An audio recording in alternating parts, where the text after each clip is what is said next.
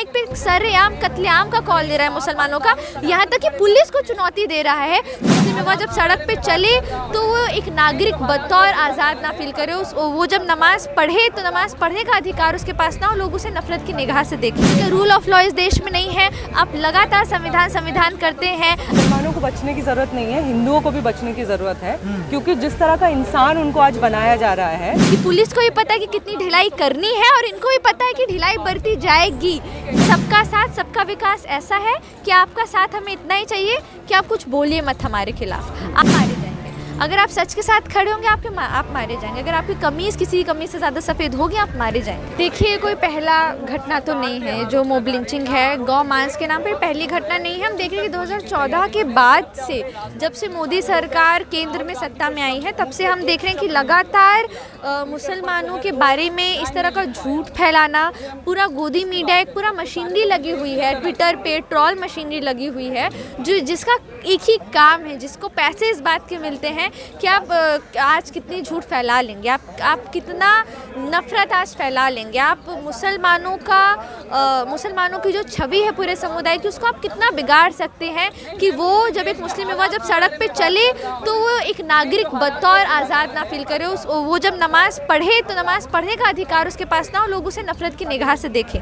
तो इस तरह की राजनीति लगातार चल रही है और महापंचायत में माइक पे सरेआम कत्लेआम का कॉल दे रहा है मुसलमानों का, यहाँ तक कि पुलिस को चुनौती दे रहा है। तो क्या रूल ऑफ लॉ इस देश में नहीं है? आप लगातार संविधान करते हैं, आप बहुत बोलते हैं कि पुलिस की इज्जत करो और लॉ एंड ऑर्डर चले, तो क्या ये आपका लॉ एंड ऑर्डर है कि पुलिस को भी पता है कि कितनी ढिलाई करनी है और इनको भी पता है कि ढिलाई बरती जाएगी? मोनू मनीसर को भी पता है कि अगर वो इस तरह का कुछ करेगा तो वो लाइमलाइट में, अगर हो सकता है बजरंग दल में है अगर, तो वहाँ पे उसकी पदोन्नति हो जाए, क्योंकि यही राजनीति है इनकी। लेकिन उसी के सपोर्ट में रैली निकाल दिया जाता है कि मोनू को गिरफ्तारी ना हो, वो कहीं ना कहीं इसके पीछे उसके हाथ नहीं है, तो इसको किस तरीके से खड़े कर दिए हैं इतने सारे लोग? इसको इसी तरह से देखते हैं जो मैंने अभी कहा कि प्रशासन द्वारा शह दी गई है। ये पहली कोई रैली नहीं है, पहला कोई महापंचायत नहीं है, दिल्ली में ऐसे कई सारी महापंचायतें हुई हैं। कई तरीके से मुसलमानों को मारा जा रहा है। लोग अक्सर कह देते हैं अपोजिशन वाले कि सिर्फ वोट बैंक के लिए गोरक्षक जो है इस तरीके की लिंचिंग करते हैं, ताकि स्टेट में जहाँ इलेक्शन होते हैं स्टेट में माहौल कम्युनल हो, जिसकी वजह से वोट का पोलराइजेशन हो। तो क्या लगता है सिर्फ उसकी वजह से या उससे बढ़कर जिस तरीके से आए दिन जेनोसाइड की कॉल दी जाती है कि मुसलमानों को ख़त्म करना है, इससे बढ़कर कुछ और? देखिए, सरकार बहुत डर गई है। अभी रिसेंटली हिंडनबर्ग की रिपोर्ट में आया कि अडानी किस तरह से घोटाला करता आ रहा था, और अडानी और अंबानी की मोदी से दोस्ती बहुत पुरानी है। हमारे जंगल दे दिए गए, फॉरेस्ट एक्ट में बदलाव किया गया ताकि कॉरपोरेट के पास से ज़मीन हो। एक चीज़ है इलेक्टोरल बॉन्ड, उसके बारे में हम बखूबी जानते हैं किस तरह से उसका डेटा बाकायदा छुपाया गया इलेक्टोरल बॉन्ड के ज़रिए, ताकि पता ना हो कि बीजेपी को कितना पैसा कॉरपोरेट से मिल रहा है। तो चुनावी व्यवस्था, इलेक्शन कमीशन, हमने कितनी बार देखा कि किस तरह से वोटिंग मशीन में घोटाला करने की कोशिशें की गई। क्या प्रूफ है, सबूत है इसका कैसा हुआ है?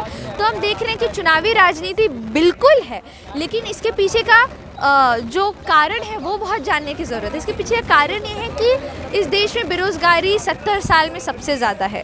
उसका कारण ये है कि इस देश में एक जेनोसाइड रोज़ होता है जो भुखमरी की वजह से होता है, और 7,000 8,000 लोग भारत में रोज़ भुखमरी से मरते हैं। अभी हंगर इंडेक्स में हम नाइजीरिया से भी नीचे चले गए हैं। अभी खुद हल्ला कर रहे हैं, जब कोई एक अपराध के खिलाफ विधानसभा में अपनी आवाज़ उठा रहा है तो हल्ला करने वाले कौन है? हमें बोलने की ज़रूरत नहीं है। हल्ला करने वाले अगर भाजपा के लोग हैं तो बहुत साफ है, और ये एक सवाल नहीं रह गया कि बजरंग दल का बीजेपी से रिश्ता है या नहीं, VHP का RSS से है नहीं। बहुत साफ है कि हिंदू युवा वाहिनी, इस तमाम तरह के गुट, इनका बीजेपी में मेंबरशिप है, बाकायदा नेताओं के साथ उठना बैठना है, बड़े-बड़े बीजेपी के नेताओं के साथ फोटोज है। सबका विकास, लेकिन उसके MLA फिर अगर किसी नासिर या जुनैद नाम के अगर शख्स के बारे में उठाया जाता है कि उससे जुल्म हुआ है तो हल्ला करते हैं। तो क्या है इसके पीछे? मोदी जी का बात नहीं सुनते उनके MLA, उनके पार्टी के लोग? इनको सबका साथ ऐसा चाहिए कि मुसलमान द्वितीय दर्जे का नागरिक बन जाए, वो पिटता रहे, उसके घर बुलडोज होते रहे, उसकी महिलाओं पे रेप के कॉल्स दिए जाए, पर वो कुछ ना बोले, वरना उसको जेलों में बंद किया जाएगा। ये सबका साथ सबका विकास ऐसा है कि आपका साथ हमें इतना ही चाहिए कि आप कुछ बोलिए मत हमारे खिलाफ। आप एकदम, अगर आप बोलेंगे, झूठ के खिलाफ बोलेंगे, आप मारे जाएंगे। अगर आप सच के साथ खड़े होंगे आप मारे जाएंगे। अगर आपकी कमीज़ किसी कमीज़ से ज़्यादा सफ़ेद होगी आप मारे जाएंगे। तो इस तरह का एक हमला, इसी तरह का सबका साथ सबका विकास, और बहुत ज़रूरत है कि सबका साथ सबका विकास की भी पोल खोली जाए, क्योंकि ऐसे ही नहीं, जब कोविड की महामारी में इतने लोग ऑक्सीजन की कमी से मर गए और बाकायदा सरकारें आपदा में अफसर की बात कर रही थी, तो ऐसे ही नहीं अडानी और अंबानी का पैसा बढ़ा था, ऐसे ही नहीं सैनिटाइज़र कंपनीज़ का प्रॉफिट हो रहा था, ऐसे ही नहीं वैक्सीनेशन घोटाला चल रहा था। तो ये सब चीज़ें कभी सामने ना आए। किस तरह से लाठीचार्ज बेरोज़गारों पर हुआ, क्या वो हिंदू मुसलमान ईसाई नहीं थे? क्या बेरोज़गारों का कोई धर्म विशेष ऐसा नहीं है? लेकिन आप सिर्फ उसी के पक्ष में जो नफरत करना जानता हो। तो बहुत साफ बात है कि सबका विकास, सबका साथ सबका विकास, इस जुमले की सच्चाई सामने आ चुकी है। आपको क्या लगता है आज जो सोसाइटी है वो भी पूरी तरीके से कम्युनलाइज हो चुकी है? जिस तरीके से देखा है कि आप लोगों ने हिम्मत करके यहाँ पे एक प्रोटेस्ट कॉल दी।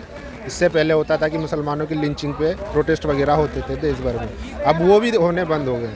तो क्या लगता है कि जो बहुसंख्यक समाज है वो पूरी तरीके से कम्युनलाइज हो चुका है या रेडिकलाइज हो चुका है? देखिए, एक छात्र बतौर मैं आपको ये बता सकती हूँ कि जैसे नई शिक्षा नीति है और जिस तरह से कोविड के बाद कैंपसेस तो खोलना ही नहीं चाह रही थी सरकार, क्योंकि आपदा में अफसर ही सरकार को दिख रहा था, हमारे डेमोक्रेटिक राइट्स पे, लोकतांत्रिक अधिकारों पे एक बहुत बड़ा खतरा है।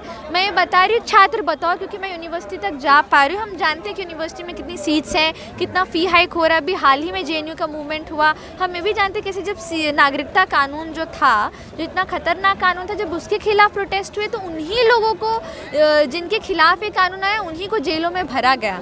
जब दिल्ली में दंगे हुए तो कपिल मिश्रा, अनुराग ठाकुर को नहीं पकड़ा गया, बल्कि मुसलमान लोगों जिनके घर टूटे उन्हीं पे FIR की गई है। इसका सबूत है, और जिस सबूत को ढकने की पूरी कोशिश की जा रही है। तो एकदम अधिकारों पर हमला है, लेकिन इसका मतलब ये नहीं कि जनता चुप बैठने वाली है। जब भी समाज में इस तरह का नफरत बढ़ा है, हमेशा समाज में एक और तबका उठ खड़ा हुआ है जिसने इसके खिलाफ आवाज़ उठाई है, और हम तो हमेशा प्रतिरोध में ही बोलेंगे इस तरह की नफरत के खिलाफ, क्योंकि ये हमारा अधिकार है, ये अधिकार हमें संविधान देता है। मुसलमानों को इन सब चीज़ों से बचने के लिए क्या करना चाहिए? क्या गाय को ना छुए, गाय ना पालें, इन सब चीज़ों से क्योंकि बचना पड़ेगा ना, क्यों इन हरकतों से बचने के लिए क्या करना? मुसलमानों को मुझे तो लगता है कि सिर्फ मुसलमानों को बचने की ज़रूरत नहीं है, हिंदुओं को भी बचने की ज़रूरत है, क्योंकि जिस तरह का इंसान उनको आज बनाया जा रहा है, परिवार में रोजी रोटी आ पा रही है, तीन समय का रोटी आ पा रहा है या नहीं आ पा रहा है, या परिवार में जो बच्चे हैं उनको शिक्षा मिल पा रहा है या नहीं मिल पा रहा है, उनके बारे में सोचने ही नहीं रहे, मतलब सोचने के लिए कोई नहीं बोल रहे हैं। उनको ये बोला जा रहा है कि दंगा ही बनो, मर्डर करो, 4-5 रेप करो किसी का, ये उनको बना दिया जा रहा है। तो बचने का ज़रूरत हिंदुओं को भी है। जितना मार्जिनलाइज कम्युनिटीज़ के ऊपर तो डायरेक्ट अटैक है, लेकिन हिंदुओं को भी समझने का ज़रूरत है कि उनको लगता है कि उनके हित में कोई राज्य बन जाएगा, तो ऐसा नहीं है। अगर उनके हित में राज बनना होता तो आज हमारे पास, उनको तो कम से कम नौकरी दे दिए होते। उनको तो कोई नौकरी नहीं मिल रहा है दंगाई और रेपिस्ट बनने के अलावा। तो बचने का सबको ज़रूरत है, और सब लोगों को समझने का ज़रूरत है कि जो सरकार सत्ता में है उसका जो राजनीति है वो किसी के हित में नहीं है, सिर्फ अडानी और अंबानी के हित में है। जब LIC लॉस में जाता है तो हम लोग का कोई भला नहीं होता है। अडानी जब हमारा पैसा लेके भाग जाता है, मेहुल चोकसी जब हमारा पैसा लेकर भाग जाता है, तो वो किसी के हित में नहीं है।